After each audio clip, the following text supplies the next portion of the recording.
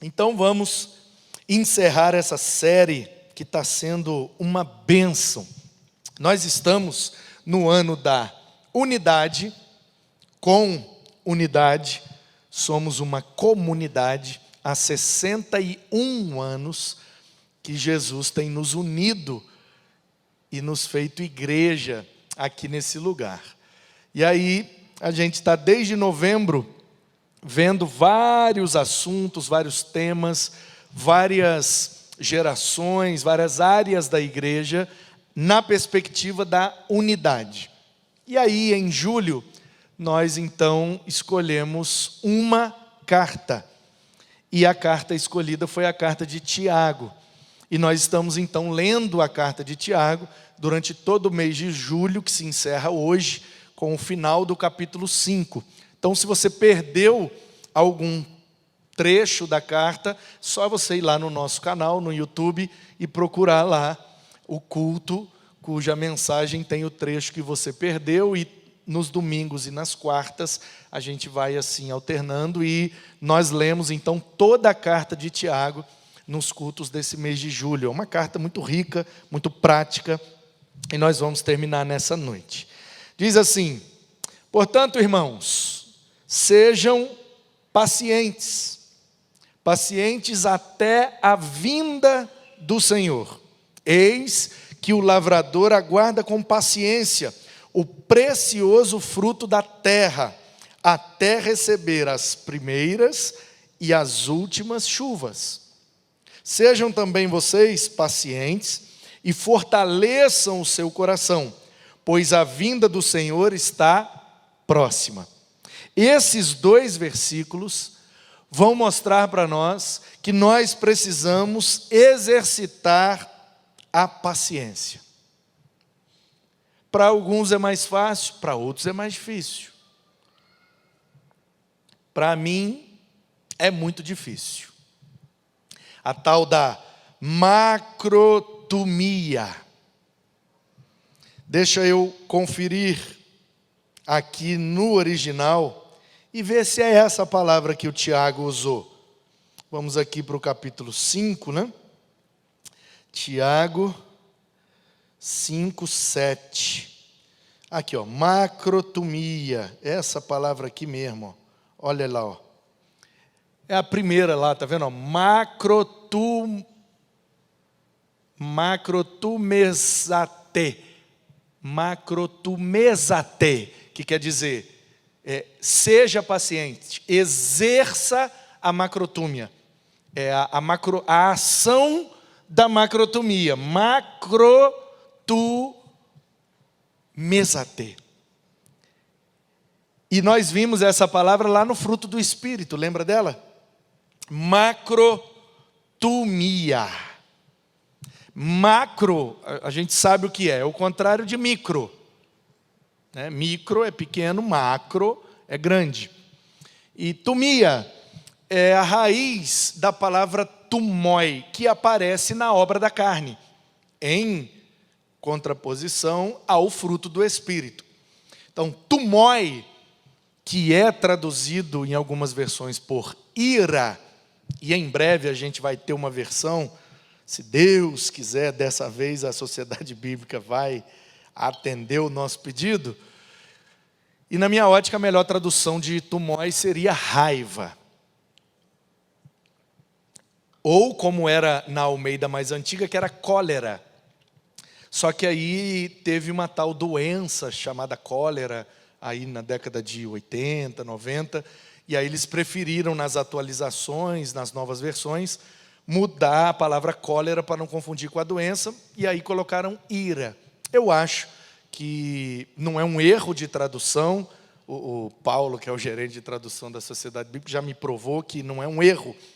Mas qual é o problema? O problema é que em outros trechos do Novo Testamento, diz que Deus tem ira.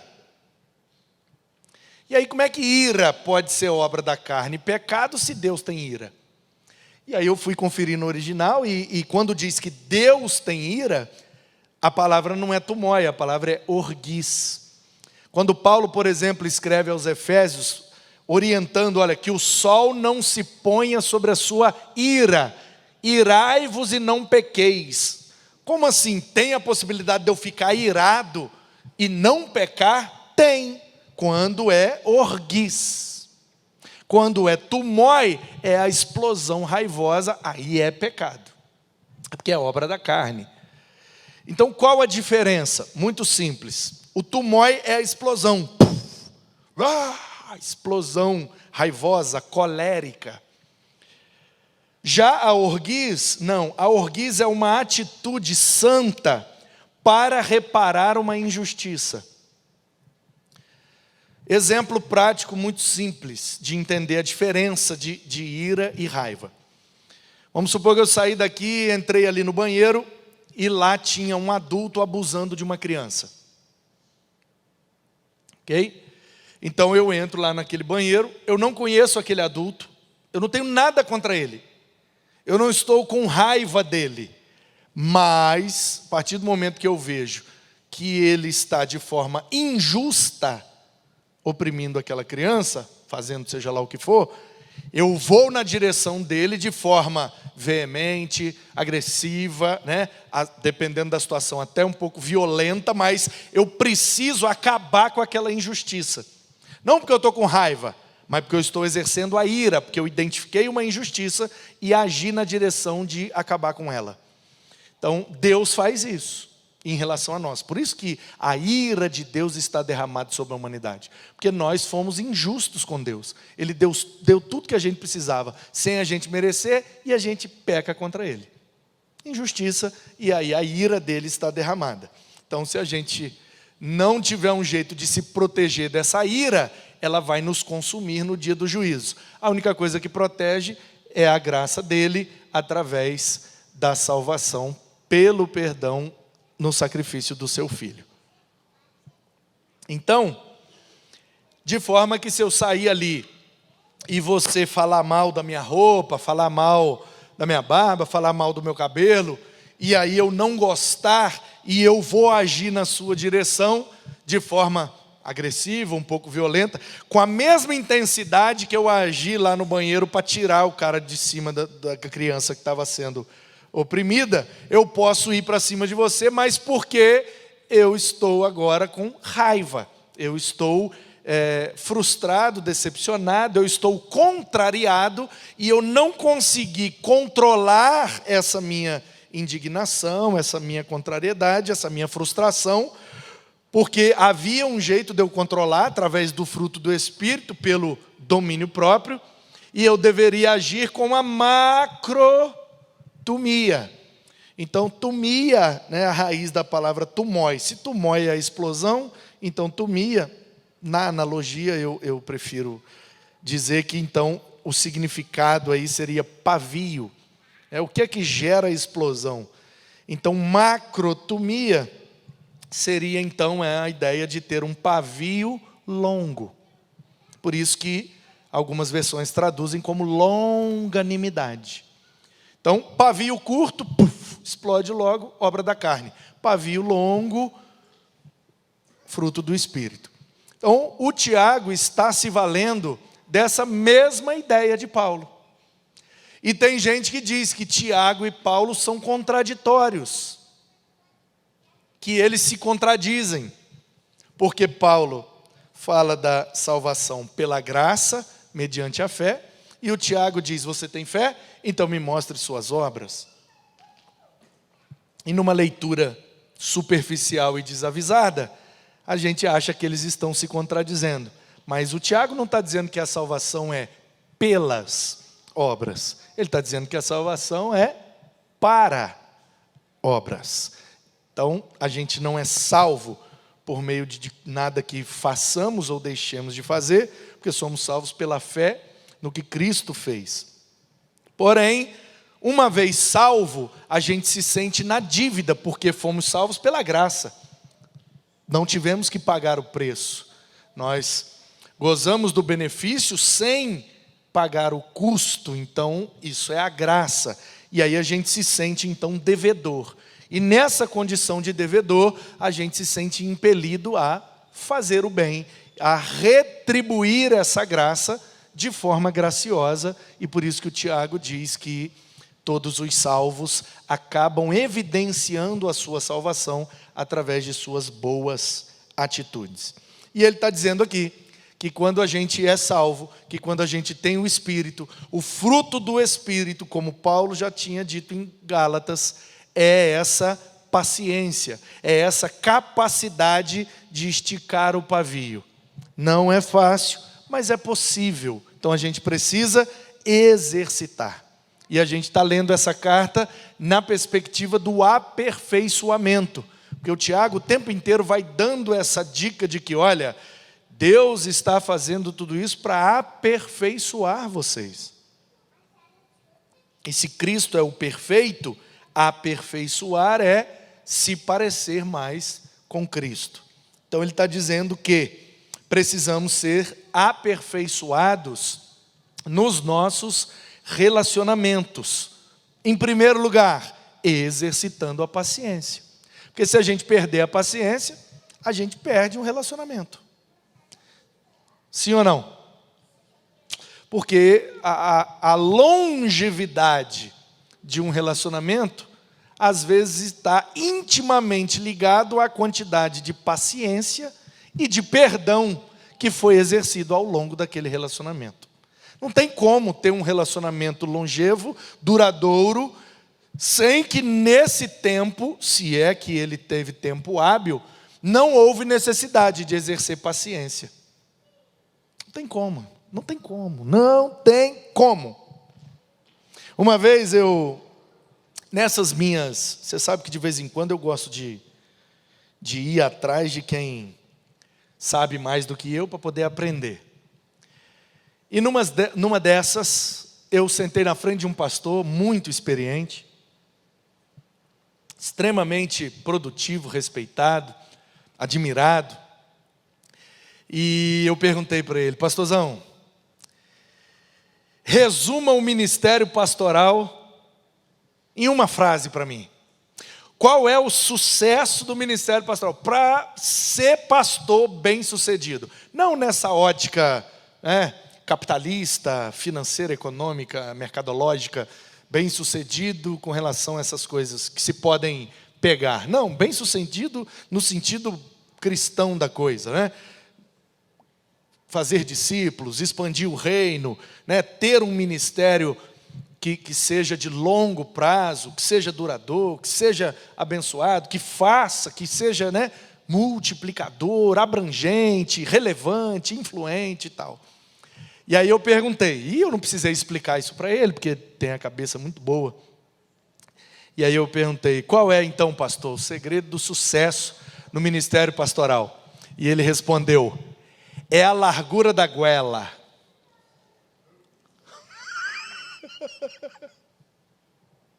E num primeiro momento como assim, pastor? Ele é a capacidade de engolir sapos, meu filho. Quanto mais larga a sua goela, mais fácil de ser pastor. Tá bom, muito obrigado pela lição, e fui embora. Mas como isso me ajudou, é verdade, irmãos, é verdade, é verdade. Mas não é só no ministério pastoral, é em qualquer coisa, no casamento, é na profissão, é na amizade, é tudo. Se a gente tiver a goela muito fina, a gente engasga e morre sufocado. Então, qual é a nossa oração nessa noite? Em primeiro lugar, para o Senhor nos aperfeiçoar e tornar os nossos relacionamentos mais saudáveis é: Senhor, alarga minha goela. Senhor, abre minha garganta, eu preciso. Porque aí eu vou engolir esse monte de sapo, eu vou perder, eu vou tomar prejuízo, tá tudo bem. E aí a gente vai exercendo a tal macrotomia. Irmãos, não se queixem uns dos outros, para que vocês não sejam julgados. Eis que o juiz está às portas. Tomem como exemplo de sofrimento e de paciência os profetas, que falaram em nome do Senhor. Eis que consideramos felizes os que foram perseverantes. Vocês ouviram a respeito da paciência de Jó, e sabem como o Senhor fez com que tudo acabasse bem, porque o Senhor é cheio de misericórdia e compaixão. Então aqui ele está dizendo, para de reclamar e persevera. 3 dicas aqui, ó, olha só. 3 dicas maravilhosas. Aliás, deixa eu ver se eu consigo fazer um negócio aqui. Acho que vai rolar, hein? Tá funcionando aí, meninos? Tá. Ó, pacientes. Ó, não se queixe. E, espera aí, aqui. Olha aí. 3 conselhos de Tiago para a gente ser aperfeiçoado nos relacionamentos. Em qualquer área da vida. Paciência, para de reclamar e persevera. Senhor, mas e se me bater de um lado? Deixa bater do outro. Senhor, mas e se mandar caminhar 1 milha? Anda 2. Mas e se pedir a capa? Dá também a túnica. Já percebeu que toda vez que Jesus é questionado acerca dessas coisas, ele sempre manda a gente largar para lá? Tipo, larga para lá. Mas não, Senhor. Toda vez, repara nisso, toda vez que um discípulo tentou fazer com que Jesus fosse, sabe? Jesus é radical, no sentido raiz mesmo da palavra. Jesus é o Filho de Deus raiz. Ele é radical no termos de sim, sim, não, não. É não vou pecar. É vou até o fim do meu propósito. Radical nesse sentido. Mas Jesus, o Pedro, não, Senhor, nós não vamos deixar fazer nada dele. Ele fala, para trás de mim, Satanás. O galo vai cantar, você já vai ter negado 3 vezes. Porque nós somos assim.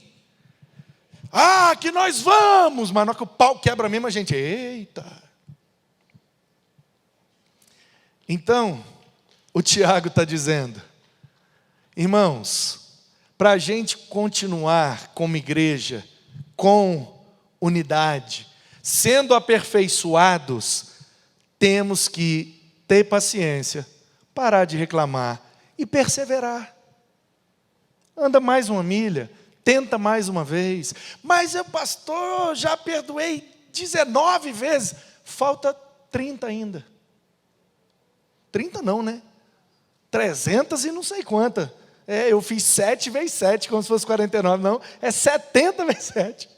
Ou seja, a gente sabe que isso é uma hipérbole. Jesus está exagerando a conta para dizer, sempre perdoe. Mas tem gente que gosta de ser literalista, então para esses eu digo, beleza, então 490.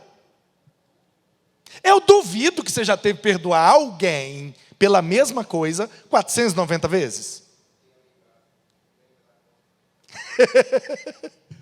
Deixa eu ver no meu olho aqui quem está casado aqui há mais tempo. Pedro e Elísia, Luiz e Marilúcia. Quantos anos vocês, Elísia? Quantos anos de casado? 45, mais do que você, né, Luiz? O seu é 37, Pelo que eu estou vendo aqui, que estão presentes o marido e a mulher. Então, Pedro e Elísia, 45? Será que já deu 490?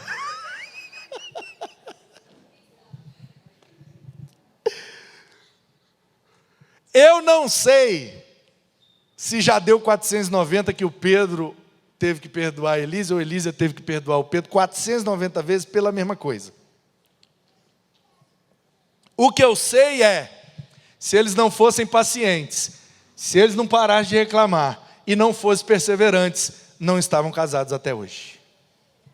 Porque não foi um mar de rosas, não foi tudo sempre fácil, não foi vento favorável o tempo inteiro.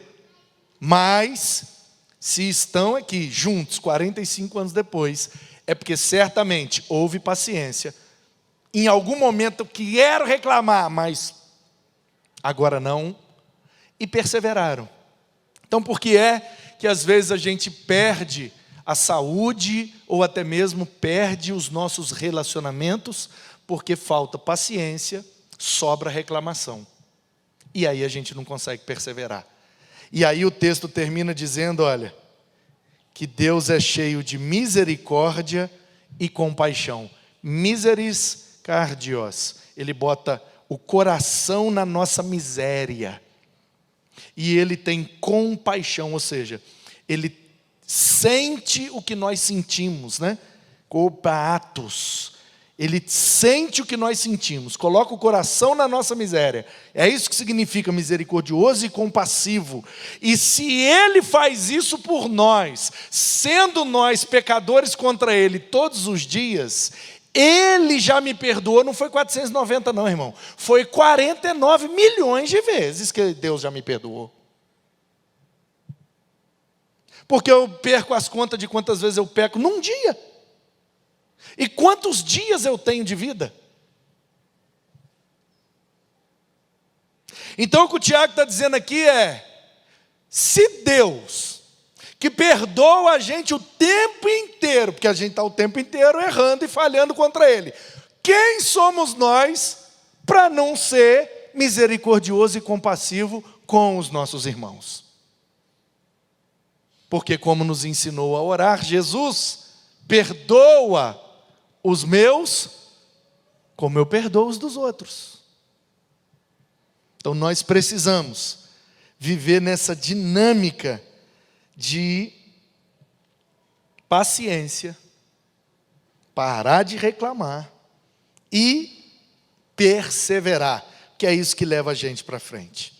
Então, acima de tudo, meus irmãos, não jurem, nem pelo céu, nem pela terra, nem por outra coisa qualquer, mas que o sim de vocês seja sim, que o não seja não, como Jesus, como eu acabei de falar, para que vocês não incorram em condenação. Não façam promessas que vocês não podem cumprir. Não fiquem prometendo algo, gerando expectativas, se você não vai dar conta. Bota a expectativa mais para baixo, vai machucar menos. Alguém de vocês está sofrendo? Vamos orar. A gente ora. Está alegre? Vamos cantar. Às vezes está sofrendo, pode cantar também. Às vezes está alegre e pode orar também. Alguém de vocês está doente? Chame os líderes da igreja, os anciãos, presbúteros. E estes façam oração ungindo com óleo, em nome do Senhor. Aqui, eu preciso abrir um parênteses e dar uma explicação. Porque nós não temos o costume de ungir, de passar óleo nas pessoas. E às vezes dá a impressão de que a gente não faz isso, porque a gente não crê. Não é que a gente não crê, a gente interpreta de um jeito que não nos exige que seja feito. Então deixa eu te dar qual é a razão pela qual não passamos óleo nas pessoas. Eu estou dizendo que quem passa o óleo está errado? Não, está escrito aí, pode passar. Eu estou dizendo nós não passamos óleo. Por quê? Porque o óleo era usado nessas duas situações, nas pessoas, para simbolizar a unção, separação para um propósito ou ministério. Então jogava-se o óleo. Só que no Novo Testamento, essa prática foi abolida. Toda vez que alguém vai ser separado para um propósito, note bem que todas as vezes é com imposição de mãos. Então esse costume foi abolido. De forma que, no Antigo Testamento, usava-se o óleo para simbolizar a vinda do Espírito. Por que que as igrejas do Novo Testamento já não usam mais o óleo? Porque agora não precisa mais simbolizar a vinda do Espírito. Ele já veio. Foi derramado em Atos 2. Se já está derramado, habita em nós. Se habita em nós, a gente impõe a mão e simboliza o Espírito através das nossas mãos. Deu para entender? Tudo tem uma razão de ser. É só a gente entender. Então, na questão do óleo, a gente não unge com óleo para separação, porque a gente percebeu que no Novo Testamento o símbolo foi mudado. Por quê? Porque o Espírito foi derramado. E a outra forma era ungir quando a pessoa estava doente. Então, por que é que se usava óleo quando as pessoas estavam doentes? Orava e usava o óleo. Porque no tempo da Bíblia não tem pomada, não tem omeprazol, não tem metiolate, não tem... O que é que passa nas feridas, qual é as pomadas aí? Aí queima no sol, hipoglós. Não tem hipoglós no mundo bíblico. Então, o cara está com uma coisa na pele. Uma alergia, porque um bicho picou, um machucado, um ralado, um corte, seja lá de que natureza for a ferida, pelo sol, pelo sei lá o quê, pelo fogo. Então não tem pomada, não tem nenhum remédio. O que passava? Passava óleo. Passava óleo. O cara está com azia, uma queimação terrível. O que é que ele tomava em jejum? Ou um golinho de vinho, que é tipo o sal de fruta da época. Está com azia, não tem sal de fruta, como é que faz? Um golinho de vinho. A acidez do vinho dá um negócio com a acidez do estômago, e eu não sei o que acontece ali, dá uma aliviada. Assim como o sal de fruta, é aquela coisa mais ácida que bate lá e tal. Ou a gente toma, quando é azia, queimação, assim, o sal de fruta. Ou quando é aquele incômodo maior, já quase ali uma gastrite, úlcera, aí a gente tem o omeprazol, que faz aquela capa que protege, e aí você pode comer por cima e não dói tanto. O que é que eles faziam? No lugar do sal de fruta, um golinho de vinho. No lugar do omeprazol, um golinho de óleo. É o que tem, irmãos. É óleo. Não tem mais nada. Tem outra coisa. Só tem o vinho e o óleo. E mais nada. Entendeu? Então, por isso que a gente ora e passa o óleo. Por quê? Porque se for espiritual, a oração resolve. Se for só físico, o remédio resolve. E o remédio do tempo aqui era o óleo ou o vinho. Por isso Paulo recomenda ao Timóteo: meu filho, toma um golinho todo dia, para ver se você resolve o negócio aí. Olha, tá vendo? Tá mandando o Timóteo beber. Pode beber. Calma, vai devagar. Vamos interpretar direitinho. A gente às vezes é muito emocionado. Então, irmãos, faz algum mal tacar óleo nos outros? Faz mal nenhum. Só vai dar mais trabalho para limpar. E às vezes pode até hidratar a pele. Pode até ser bom. Agora, é necessário? Na nossa hermenêutica, não mais necessário. Por quê? Porque a gente tem sal de fruta, a gente tem omeprazol. Então, estou com uma dor muito forte, eu oro e tomo sal de fruta. Se for só físico, o sal de fruta resolve. Se for espiritual, a oração resolve. Simples assim. Fecha o parênteses. Então, a oração da fé, o próprio Tiago explica, mas às vezes a gente, A oração da fé salvará o enfermo, e o Senhor o levantará. E se houver cometido pecados, serão perdoados. Se for espiritual, a gente ora, Deus age. Se for físico, a gente passa o remédio. E Deus age através da oração e do remédio também. Amém? É simples. Portanto, confessem os seus pecados. Aí, essa instrução é maravilhosa. Porque se a gente está lendo essa perícope, essa passagem, na perspectiva de sermos aperfeiçoados nos relacionamentos, entra aqui essa coisa agora que é muito saudável. Confessar o pecado uns, note bem o plural, uns aos outros. Tá? No Novo Testamento, em relação à igreja, você nunca vai ver uma orientação no singular.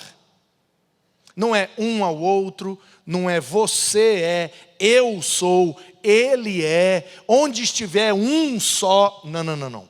Falando de igreja no Novo Testamento é sempre uns aos outros. Vós sois, nós somos, 2 ou 3. Porque a igreja é comunidade. Você sozinho é crente, você sozinho é discípulo, você sozinho é um vocacionado, você sozinho é pastor, evangelista, missionário, é tudo que você quiser. Mas igreja, você só é em comunidade. Porque não tem como ser um cardume de um peixe só. Porque cardume é uma palavra que denota coletividade. A palavra eclésia, da mesma forma, ajuntamento de gente. Então, como é que você se ajunta com você mesmo?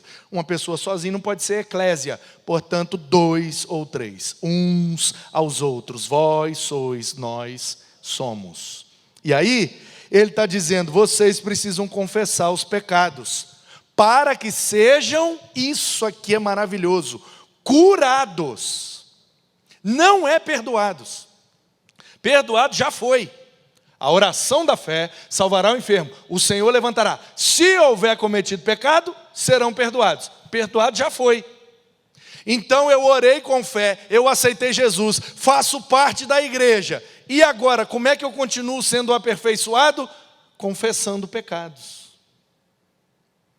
Uns aos outros. Por quê? Porque a gente erra uns com os outros. E a gente erra também em outros ambientes.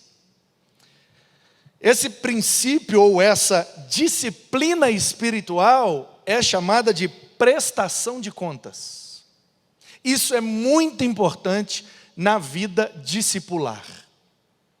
Até Jesus fazia isso. Se lembra quando ele sentou com os caras e disse assim, ei, o que o pessoal aí está falando de mim? Ah, estão dizendo que o senhor é um profeta. É, tipo um Jeremias, um Elias. Não, o senhor é um profeta muito bom. Ah, é. E vocês? O que vocês estão dizendo de mim? Aí o Pedro, tu és o Cristo, o Filho do Deus vivo. Ele, eita, isso aí. O que Jesus está fazendo? Prestação de contas. O que estão falando de mim? E vocês, o que tem para dizer de mim? Jesus pedindo um feedback, eu posso melhorar? Como é que está? Vocês estão entendendo? Não estão? Está indo bem? Não está? Como é que está aí a situação? Nossa, Jesus era inseguro? Não, Jesus tinha a disciplina espiritual de se preocupar com a coletividade. O que estão entendendo? Estão gostando? Não estão? Está fazendo bem? Está fazendo mal? Como é que está? Eu sei o que eu estou fazendo, mas eu não sei como o outro está recebendo. Como é que eu vou saber? Só se eu perguntar. Mas por que a gente não pergunta? Porque a gente tem medo. Vai que eu pergunto e a pessoa fala.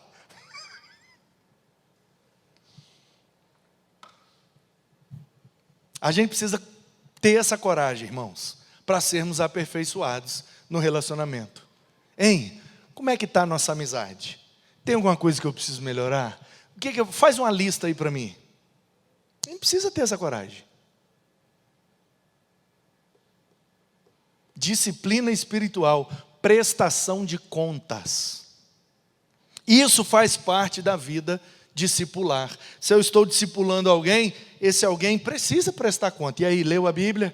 Orou? Como é que está a vida? Como é que está na escola? Como é que está no trabalho? E o casamento? E a saúde? E o dinheiro? As contas estão pagas? Amém, aleluia. O que não tiver de acordo, o que é que nós podemos fazer para melhorar? E da mesma forma, eu sendo discipulado, eu também tenho que prestar contas. E esse é um dos muitos motivos que eu tenho para amar a nossa denominação. Uma coisa que eu amo nos batistas, uma das muitas, é que os batistas trabalham em constante prestação de conta. Eu não posso fazer o que eu quiser aqui. Sabia disso? Se eu falar uma besteira aqui, ainda mais hoje em dia que está sendo gravado. Existe aqui na minha região uma liderança que está sobre mim. Então aqui na minha chamada subseção, eu tenho o meu líder.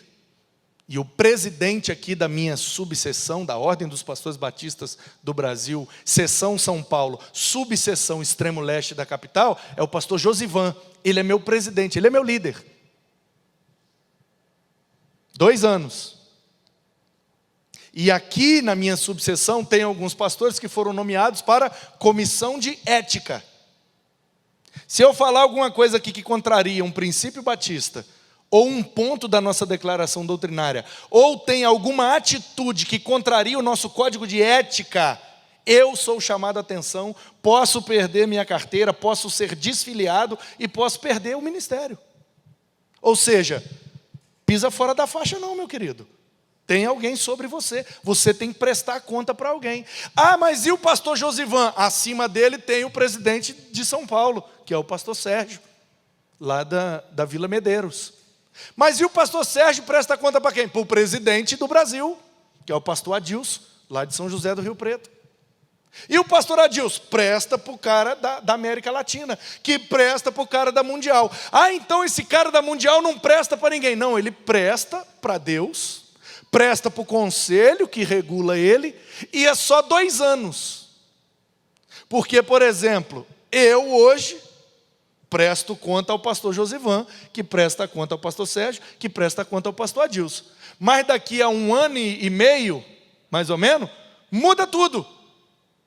Então, o pastor Josivan, que hoje está liderando a gente, ele passa a ser liderado, e aí vem um outro liderar. Então, a gente está constantemente. Eu presidi lá no Espírito Santo por 4 anos, depois eu passei a ser presidido, presto conta. E enquanto presidia o Espírito Santo, prestava conta para o presidente do Brasil, que era o pastor Zé Maria. Aí depois eu fui vice-presidente lá do Brasil, prestava conta para o presidente, e o pessoal, entendeu? Só que de 2 em 2 anos muda tudo. Então, quem hoje está liderando, amanhã é liderado, e de 2 em 2 anos vai mudando tudo, de forma que todo mundo presta conta para todo mundo, e se pisar fora da faixa, a gente vai ser disciplinado. Tem que prestar conta, irmão. Uma vida cristã sem prestação de conta é uma vida cristã irresponsável. Se eu não vou ser responsabilizado pelo que eu falo ou pelo que eu faço, é uma vida irresponsável. Uma vida cristã irresponsável geralmente é improdutiva. Por isso que eu tenho muito medo de carreira solo ministerial. Não presta conta para ninguém. É perigoso, hein? Porque todos os homens e mulheres de Deus, de Gênesis a Apocalipse, quando entenderam que não precisavam prestar conta para ninguém, estavam prestes a cair. Então a gente precisa exercitar essa disciplina espiritual. Confessar uns aos outros. É no plural para a gente saber, é todo mundo com todo mundo. Não é ir ali falar comigo e eu botar a mão na sua cabeça e você está perdoado. Não, não, não, não, não. Lê direito. É uns aos outros, quer dizer, não é os membros para o pastor, não. É todo mundo com todo mundo. Ah, pastor, então eu tenho que falar do meu pecado para todo mundo? Não, claro que não. Mas com quem você confia, com quem você está aprendendo, com quem está discipulando você, quem está te ajudando na caminhada e você confia, por favor, não deixe de abrir seu coração. É muito importante. É uma disciplina espiritual. Tão importante quanto Bíblia, quanto oração, quanto comunhão, quanto tudo aquilo que a gente já sabe que é importante, prestar contas de como está a nossa caminhada com Jesus. A gente precisa de ter gente que cutuca a gente e fala, ei, menos. Ei, maneira. Ah, mas ninguém tem o direito de apontar o dedo para mim. Não, isso aí é carreira solo, irmão. A gente não é carreira solo, não, a gente é comunidade. É todo mundo ajudando todo mundo. Não é todo mundo fiscalizando todo mundo, é todo mundo ajudando para que seja curado. O texto é muito claro. Olha lá. Perdoado já foi no 15. No 16, confessem uns. Percebe? Não é uns ao outro, e nem é um ao outro, nem um ao outro. É uns aos outros. É a igreja, todo mundo. E orem uns pelos outros, para que vocês sejam curados. Portanto, essa disciplina espiritual só faz sentido quando gera cura, não quando gera ferida. Ah, mas fulano está errado, tem que prestar conta para mim, que o pastor falou que é disciplina espiritual, que você está errado, lá. A pessoa saiu curada? Não, saiu ferida. Então não foi certo. Porque o texto é claro, façam para curar, não para ferir. Ah, mas fulano está fazendo errado. Você vai chegar junto para curar? Então melhor não chegar. Porque na ânsia de fiscalizar a vida do outro, às vezes até com a melhor das intenções de ser disciplinado espiritualmente. Ah, pastor, porque eu sou muito zeloso da fé, eu gosto de tudo correto. Tenho medo disso, irmão. Essa frase me dá arrepio. Eu gosto de tudo correto. Ai.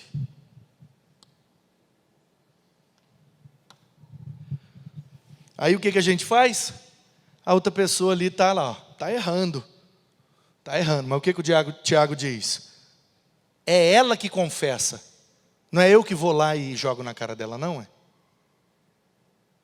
Se ela me procurar para confessar, eu vou ouvir, eu vou orar para curar. Se ela não me procurar, eu vou orar e deixa Deus agir. Porque na ânsia de ajudar Deus, a gente está atrapalhando e ferindo as pessoas, irmãos. Vai fazer daqui a 6 dias, né? Cadê o Isaías? Isaías que é a minha referência. Ele não veio hoje, Nisso? Trabalhando. Daqui a 6 dias eu vou completar 2 anos. Pouquíssimo tempo, nem 2 anos ainda. Mas nesse pouco tempo eu vou te falar que eu já consigo encher uma, talvez 2 mãos de gente que não está sentada aqui, porque essa disciplina foi praticada equivocadamente.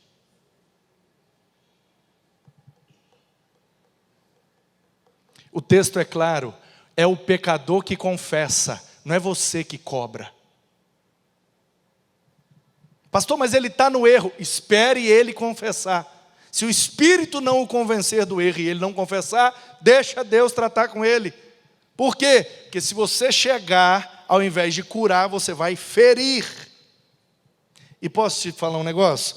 Quem já está caído não precisa de ser mais machucado, não. Vamos ficar chutando cachorro morto, irmão? Não, mas ele está no erro. Por isso mesmo é que ele precisa de ajuda. Não de acusação, de julgamento, de um monte de dedo apontado. Não, vamos orar, vamos chegar mais perto, vamos ver qual é a dificuldade, qual é a necessidade. Está sendo discipulado por alguém? Está discipulando alguém? Está lendo Bíblia? Está orando? Como é que está? Vamos ajudar, vamos para curar, não vamos para matar, não. Mas isso não pode fazer, aí perde a pessoa. Mas isso não é assim, mas faz isso não. Faz não, faz não. Pastor, mas aquilo ali não está certo. Olha lá como é que está se comportando. E daí? E daí? Mas não pode ir na igreja. Como não pode, irmão? Você está aqui. Eu estou aqui. Como é que não pode? Você olha no espelho, velho. Como assim? Ou a gente se relaciona para curar. Deixa eu frisar, né? Porque às vezes não está vendo.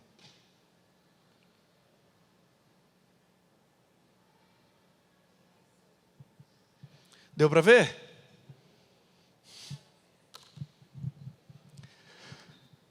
Em nome de Jesus, aperfeiçoados no relacionamento, para que sejamos curados. Se você não tem remédio para oferecer, corre para a farmácia.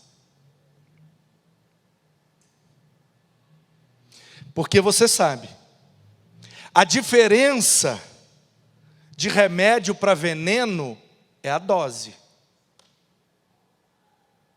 E às vezes na ânsia de dar o remédio, exagera na dose e dá o veneno. Aí mata. Isso não, irmão. Faz não em nome de Jesus. A menos que você tenha uma procuração assinada pelo Cristo. Fulano vai cuidar do zelo da minha casa. Jesus assinou, reconheceu no cartório ali da Tibúrcio. Aí você pode falar e fazer o que você quiser. É o quê? 3 horas na fila. Se você não tem essa procuração, em nome de Jesus, não se sinta responsável por zelar da igreja, não. Ela já tem dono. Sinto muito te avisar. Já tem dono. Pastor, mas quem vai fazer alguma coisa? Eu não sei se você sabe. Deixa eu te dar uma notícia. Fresquinha, acabou de sair agora. Quando você nasceu, esse negócio aqui já existia há quase 2000 anos. Você sabia? Quem vai cuidar da igreja? Quando você nasceu, ela já tinha quase 2000 anos. Quem cuidou dela antes de você? Ó, santo zeloso. E se ele não voltar, deixa eu te dar uma segunda notícia. Você vai morrer e ela vai continuar. E você não vai estar aqui para cuidar dela. E quem é que vai cuidar? Aquele que vem cuidando há 2000 anos. Tem só um cabeça, irmão. Tem só um dono. Deixa ele cuidar. Ou a gente crê nisso, ou a gente vai ficar prejudicando os nossos relacionamentos. Porque não teremos paciência, não vamos parar de reclamar, a gente não vai fazer para curar, a gente vai fazer para ferir. Então, é melhor não fazer. Se você tem dúvida se vai curar ou se vai ferir, em nome de Jesus, na dúvida, não ultrapasse. Deixa ele fazer. Ele está vendo. É porque a gente diz que crê. É o que um cara muito inteligente chamou de ateísmo prático. O nosso ateísmo não é ideológico, filosófico. O nosso ateísmo é prático. A gente diz que crê, mas eu preciso fazer alguma coisa. Então Jesus não está cuidando mais?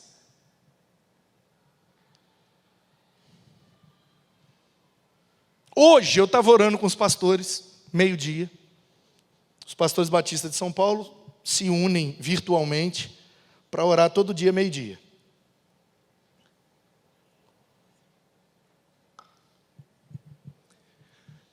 E hoje na oração, eu fui pedir a oração que eu falei domingo aqui, que Jesus está abrindo umas portas, eu não consigo entrar em todas, porque minha prioridade é vocês, mas aquelas que, mesmo mantendo a prioridade, a gente pode entrar, porque graças a Deus tem uma equipe muito boa, tem líderes maravilhosos, e vocês também dão um pouco trabalho demais, vocês são uma bênção, nossa Deus. Eu estou falando sério, não é ironia não. Aí eu pedi oração. Um pastor comentou, né? Você está onde, Manu? Você está onde? Porque às vezes eu estou lá não sei em que lugar, eu entro na oração, eu estou aqui em tal lugar, agora eu estou no outro lugar, no outro lugar, no outro lugar, às vezes dentro do avião. Você está onde, Manu? Eu falei, não, eu estou em casa, aleluia. Hoje eu vou pregar na igreja. Aí teve um que fez a piadinha, que sempre tem, engraçadinho, é bênção. Quando a gente quer esconder do Manu, a gente vai lá na Pibitaim. Não vou falar nada porque não vai ser para curar você.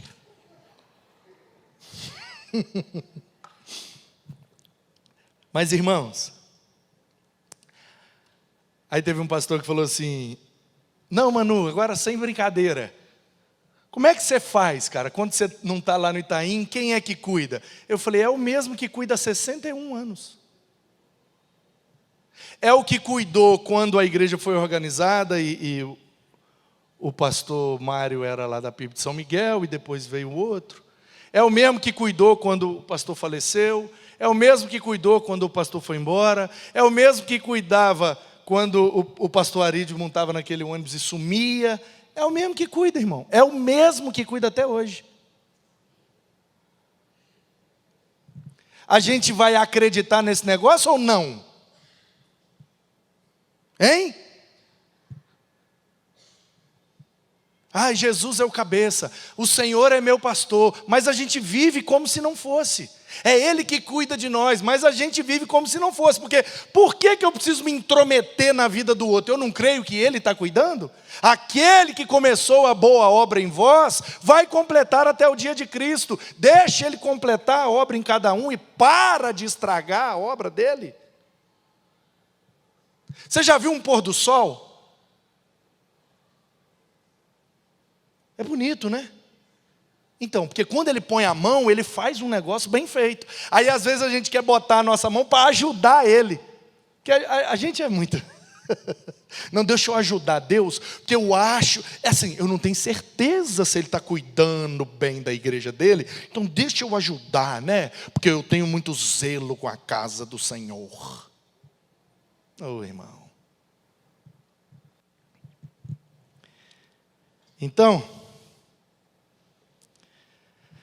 Elias era homem semelhante a nós. Ó, o homem que simboliza a profecia em Israel. Monte da Transfiguração. Parece dois caras, um representando a lei, o outro representando os profetas. Moisés e Elias. De todos os profetas top, o Elias representa todos eles. O Elias é o presidente da ordem dos profetas batistas do Antigo Testamento.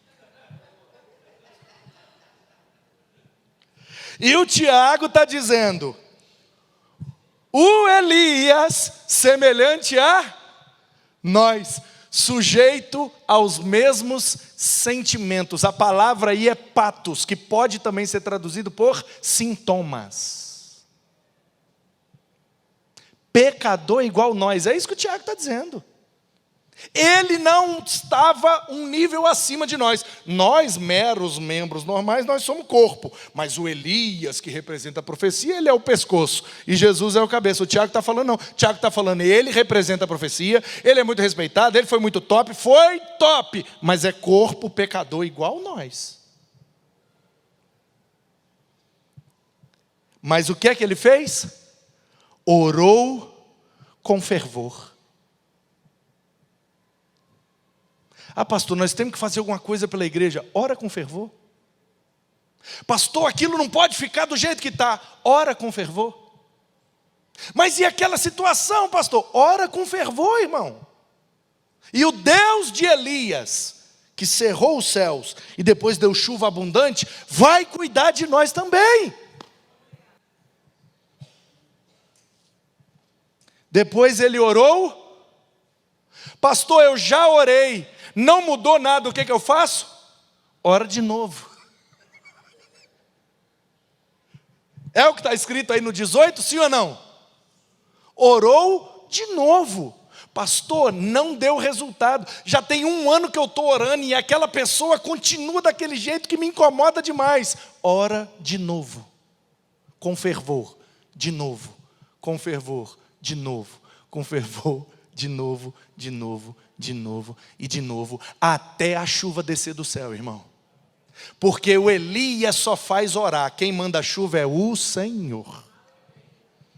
Meus irmãos, se alguém entre vocês se desviar da verdade, e alguém o converter, saibam que aquele que converte o pecador do seu caminho errado, salvará da morte a alma dele e cobrirá uma multidão de pecados.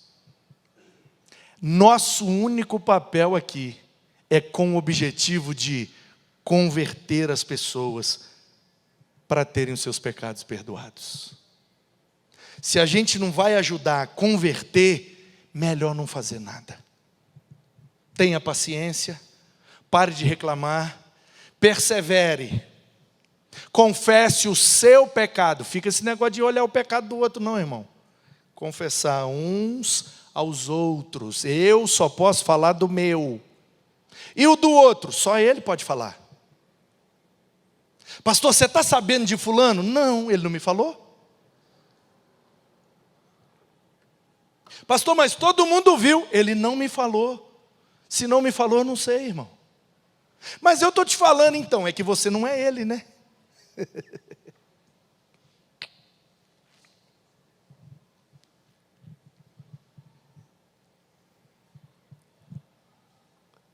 Vou grifar aqui algumas palavras.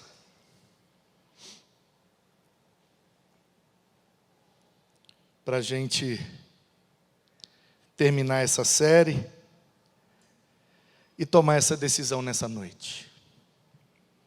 Nós vamos sair daqui aperfeiçoados para parecer mais com Jesus.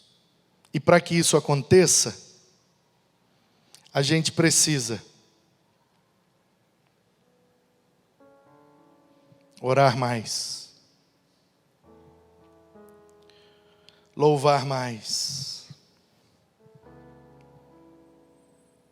Crer mais. Confessar mais. Confessar o meu pecado. Eu não posso confessar o pecado do outro, irmão. Você já reparou? Olha que anomalia espiritual. Eu quero confessar o pecado do outro. Pastor, fulano está com um pecado muito ruim. Está fazendo isso. Eu não vejo na Bíblia essa orientação que eu tenho condição de confessar o pecado do outro. Eu só posso confessar o meu.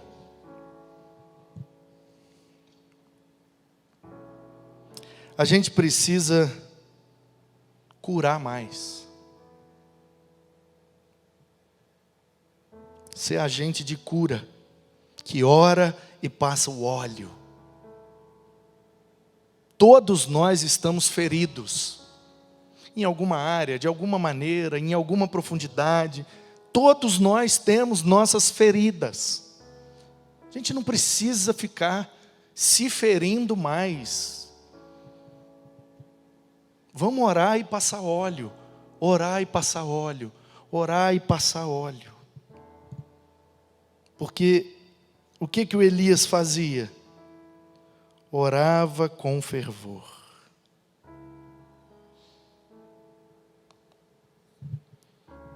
E não choveu, o que é que ele fez? Orou de novo. E não choveu, o que é que ele fez? Orou de novo.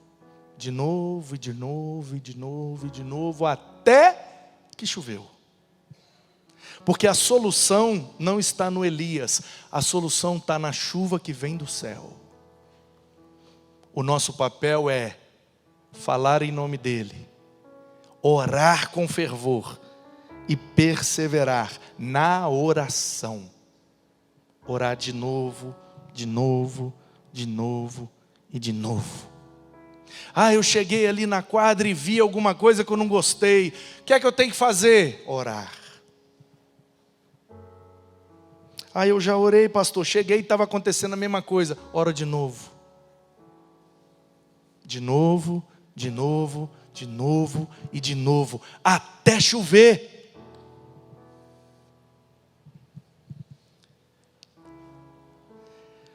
Esses dias você viu que veio uma família aqui, domingo retrasado. O Diogo, a Daiane, vocês puderam conhecer. Conheceram, né, um pedaço da história deles. Viram a foto deles em fevereiro de 22, quando eu contei a história, né? De como nós ganhamos ela para Jesus, de como nós nos unimos para sermos instrumento de cura e não de mais ferida. E nós fizemos aquelas 7 sextas-feiras. E a igreja se envolveu e a gente viveu aquela experiência tão marcante.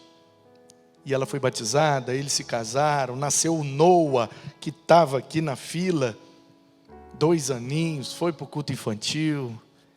E eles estiveram aqui, e como todo mundo que vem aqui, você já reparou que veio um monte de gente aqui.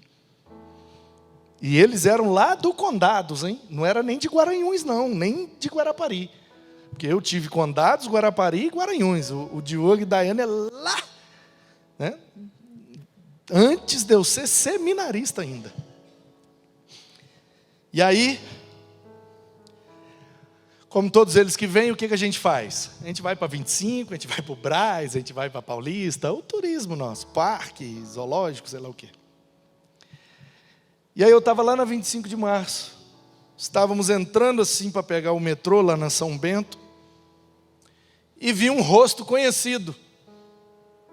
E eu, ei, tudo bem? E aí fui cumprimentar. E aí a pessoa, tudo bem, meio sem jeito. E aí, como é que tá? Beleza? É que eu não tenho ido lá, né? A agenda está uma loucura aí, eu não tenho conseguido estar aqui. Eu gostaria de estar na terça no basquete, quinta no futebol, sexta no vôlei, sábado no skate. E aí eu falei, estou com saudade de você, não tenho te visto lá. Aí eu pensei, deve ser porque eu não estou indo, né? Aí eu imaginei que a resposta seria essa: não, pastor, estou sempre lá, é você que está sumido. E eu provoquei para isso mesmo, para dizer, é verdade, eu sou complicado, eu estou sumido. Só que aí a pessoa virou e falou para mim, não fui mais não. Aí eu, não? Aí imaginei, bom, Itaim, está aqui no centro, não foi mais. Deve ter mudado, né? Mudou para o lado de cá, mudou para o centro, mudou para a Zona Sul, mudou para Osasco. E eu já esperei aquela coisa de, não, é porque agora eu estou trabalhando aqui, porque agora eu estou morando aqui, alguma coisa relacionada ali, com o centro.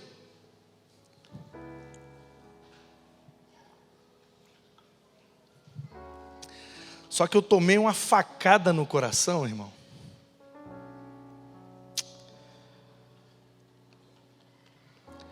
Tomei uma facada no coração porque a pessoa falou assim, eu não fui mais porque me disseram que eu não era bem-vindo lá.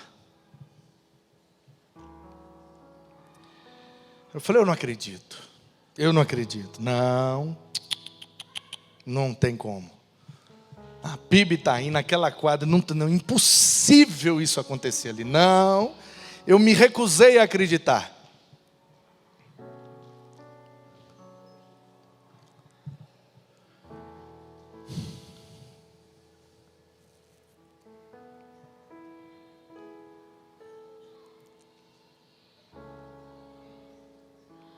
E aí domingo,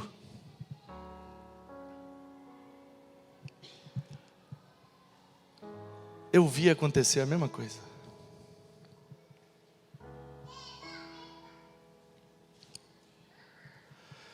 Porque os meninos correm, entendeu? Os meninos correm. Os meninos gritam.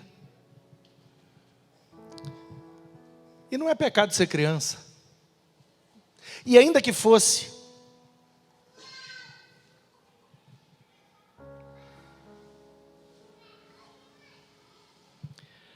irmãos, a gente precisa de uma vez por todas. E eu estou fazendo questão de arrochar. Porque, primeiro, essa é a última mensagem da série. E o texto é muito forte mesmo. Segundo, que a partir do próximo culto começa o mês da juventude. E a molecada vai dominar aqui, é isso mesmo. Então, eu estarei aqui, mas eu só volto a pregar em setembro. Louvado seja Deus por isso. Porque tem jovens e adolescentes escalados, e tinha mais pregador do que cultos. Louvado seja Deus, que teve que escolher ainda. Então eu vou estar aqui, nós vamos ter ceia, nós vamos ter tudo. Eu vou estar aqui, eu vou orar, eu vou fazer versículos. Às vezes eu não vou estar também, está tudo bem. Mas os jovens vão pregar, então só vou voltar a pregar aqui em setembro. Então deixa eu aproveitar aqui mais um minutinho.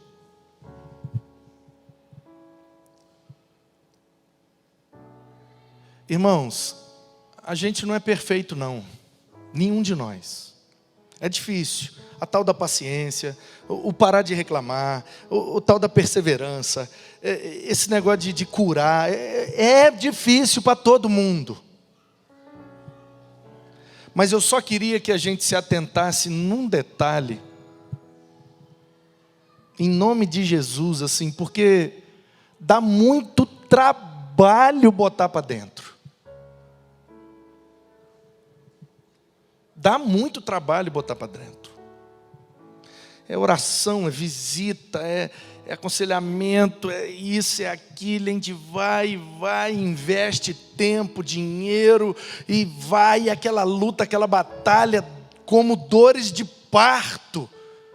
A gente sofre para fazer um discípulo, para com uma frase, perder.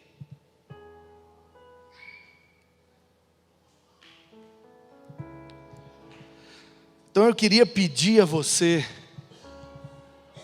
Você que é membro da PIB Itaim, está aqui me ouvindo. Você que está aí, Brasília, Estelina, felizmente, né, não consegue vir sempre, mas a Isabel, Marlene, Paulo Silas, Maria, a Wanda, que também não consegue vir sempre. Parabéns, Wanda! Aniversário dela hoje. Francisca, Dona Jo, que não vem aqui também. Ana Carolina, Nalva, Samuel, Jeane, Israel, Tânia, Gilda, né? Vanessa, Eduardo, Camila, Janete, Simone, Roberto, Ione, e as famílias, né, representadas aí, Adriana, o Salmo lá do Espírito Santo, beijo Salmo, Gilson, Simone, Beatriz, mais quem? O José, Luiz Gustavo, né, o Carioca, Oséias, Fátima, que hoje estão fazendo aniversário de casado, 47 anos, 8, bênção pura. Mas quem está aí? Aline, Reginaldo, Carlos Walter, Alessandra. Irmãos, se você é membro da PIB Itaim, eu sei que é difícil e a gente vai precisar exercitar, a gente vai precisar se policiar, a gente vai precisar... Mas eu queria te pedir em nome de Jesus, em nome de Jesus,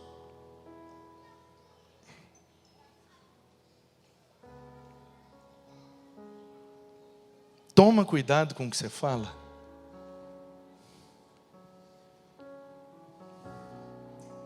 Por favor, irmão. Por favor, irmã. O visitante pode falar o que quiser com a gente, pode fazer o que quiser. Creuzinha não gosta que eu fale isso não, porque ela não é uma erudita, santa mulher de Deus. Mas eu sou criado na roça mesmo, mineiro, gosto de falar errado. Falo tudo de propósito. Porque eu sou assim mesmo, eu uso chinelo, tudo de propósito. É para que eu sou skatista. Sabe? Esses dias eu pregando num lugar que nós foi, e às vezes quando eu vou contar uma história, eu viro aquele mineirão mesmo, né? Parece que eu estou lá em Tombos. Aí um cara veio falar comigo. Eu sou do tempo em que nossos preletores eram eruditos. E hoje está difícil de ver até concordância verbal.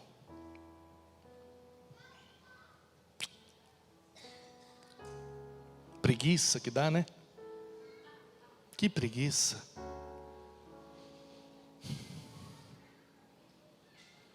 Não faz um discípulo. Não faz. Pode analisar o histórico. Nenhum.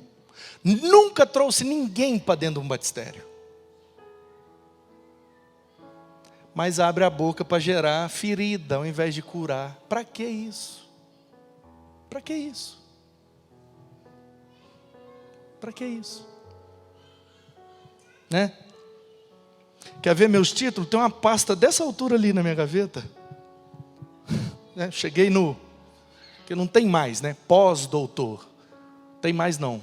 Aí tem o que eu vou fazer agora? Voltar lá do início e fazer tudo de novo numa outra área. Mas eu uso o chinelo e falo que nós voltemos, nós fumos, nós votemos. É isso mesmo. Fazer o quê?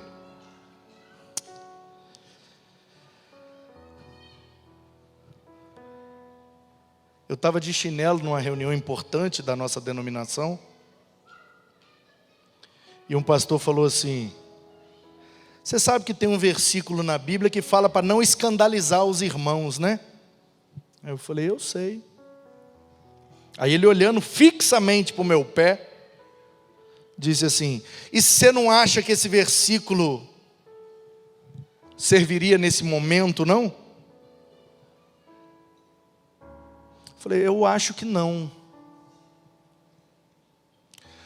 Porque João Batista não falou que ia desamarrar o sapato de Jesus, falou que era sandália. E outra, nós acabamos de ouvir um relatório ali, que falou de algumas situações escandalosas da nossa denominação. Má administração, má gestão, e tivemos um prejuízo enorme.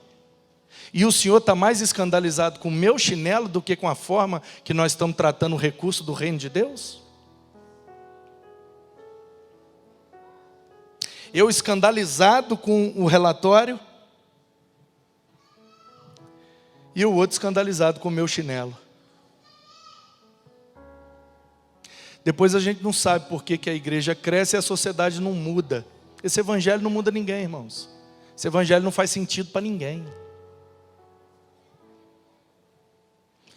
Principalmente para a nova geração. Isso não faz sentido nenhum.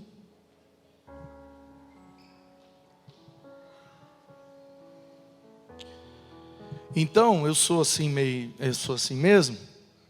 E o que eu estava dizendo é: um visitante pode falar o que ele quiser comigo. Ele pode me cuspir, ele pode me xingar, ele pode...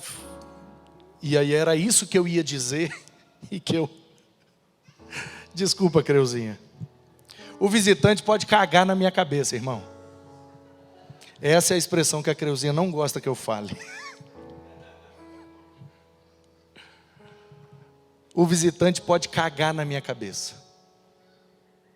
E eu vou abraçá-lo. E dizer: você é muito bem-vindo. Suas fezes são como rosas de Saron. Cheirosas, perfumadas. Aleluia. Se a gente não tiver com essa intenção o tempo inteiro, preciso ganhar, preciso ganhar, preciso ganhar, preciso curar, preciso ganhar, preciso curar. É o último versículo da carta. Nós estamos aqui para converter, porque quando converte os pecados são perdoados. Essa é a função da igreja. Eu preciso ganhar e preciso curar, preciso ganhar e preciso curar. Quando a gente ficar falando isso o tempo inteiro, com essa intenção, a gente vai parar de perder, porque... Presta atenção nisso, em nome de Jesus. Não é difícil ganhar. Difícil é manter.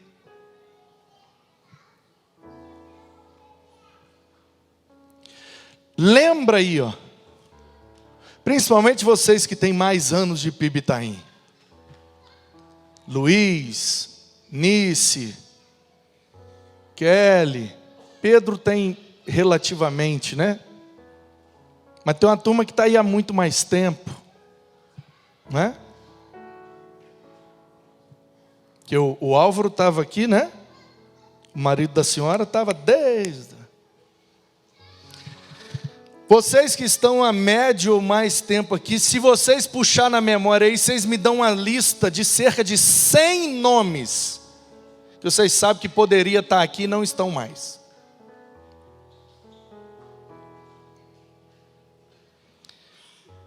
E eu aposto um dedo meu, se procurar essa lista que você pensou e perguntar qual é o motivo de não estar, vai apontar uma ferida.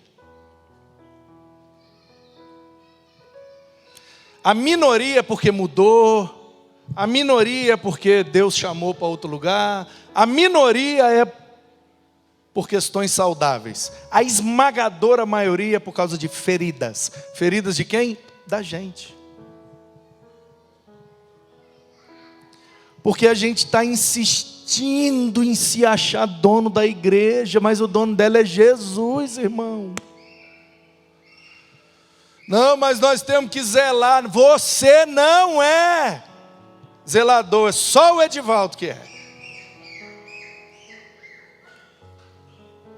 Irmãos, nós não temos procuração de Jesus para sair confessando o pecado dos outros, para sair acusando, para sair corrigindo os outros. Para, em nome de Jesus.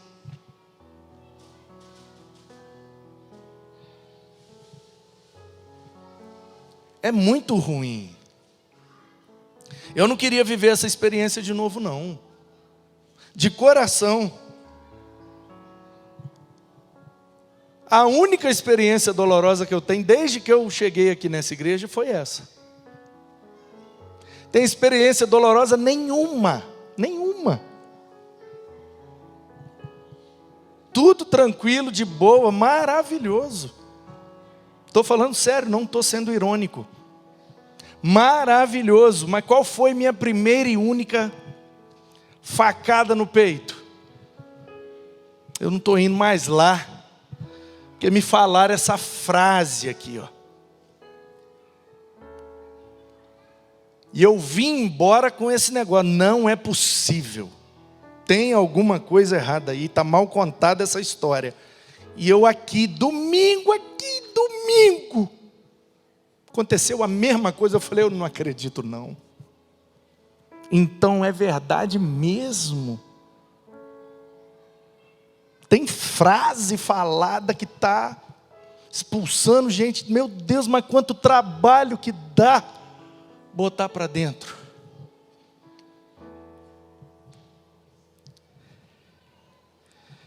Irmãos, eu não estou falando de ser mal interpretado. Isso acontece. Eu não estou falando de involuntariedades. Nossa, eu falei um negócio. Isso acontece.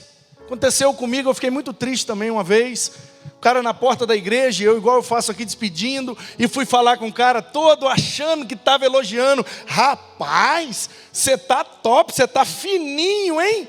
Magrinho no shape. Eu achei que eu estava elogiando. O cara sumiu da igreja.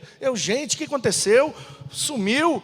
E aí, tá tudo bem? Ele só, tudo bem, pastor, tá tudo beleza, tudo beleza. Eu falei, não é possível.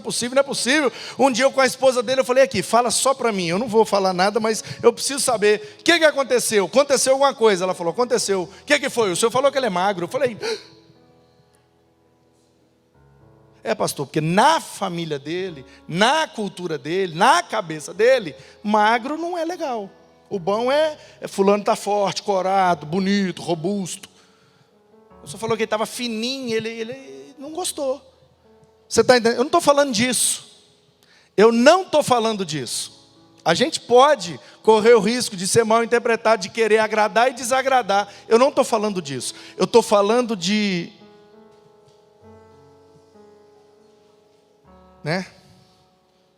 má intenção mesmo. Sabe, Você sabe do que eu estou falando. E o Tiago está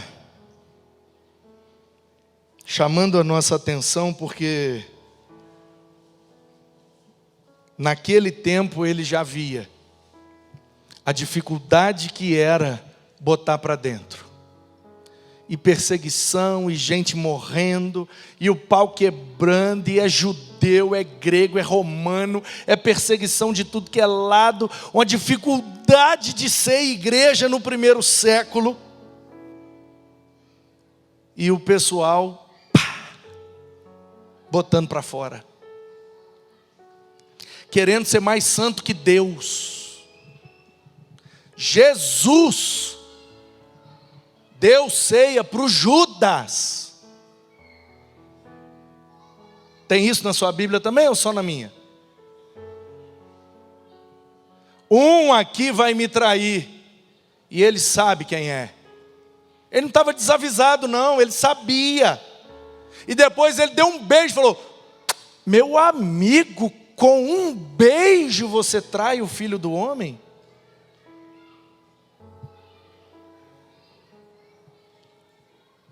Jesus deu ceia para o Judas. E a gente não está querendo deixar o visitante andar pelo nosso espaço, porque ele não é santo o suficiente.